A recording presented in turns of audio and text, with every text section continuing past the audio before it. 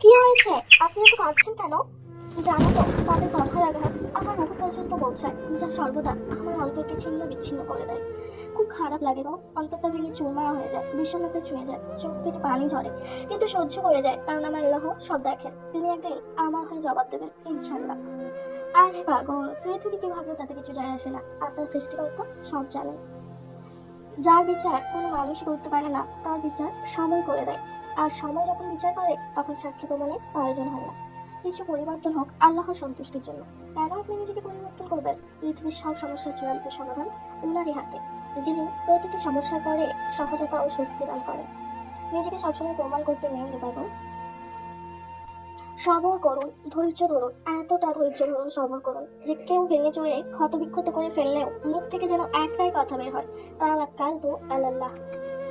জেনে রাখুন, নিশ্চয় দুনিয়ার জীবন খেল তামাশা, ক্রীড়া কৌতুক, জাঁকজমক, পারস্পরিক গর্ব অহংকার। সবসময় আল্লাহকে বলুন, হ্যাঁ আল্লাহ, আপনি আমার সহায় হন, কারণ আপনি ছাড়া কেউ জানে না আমি কিসের মতো দিয়ে যাচ্ছি। আপনার দয়া বলে দেয় আপনার ভেতরটা কতটা সুন্দর, কারণ যার ভেতরে থাকে তাই আচরণে প্রকাশ পায়। আপনি আপনার মতো থাকুন, দুনিয়ার মানুষের সামনে প্রমাণ করতে হবে না। হতাশ হবেন না, আল্লাহ সবার ডাক শোনেন। ইনশাআল্লাহ শেষে সবকিছু সুন্দর হবে।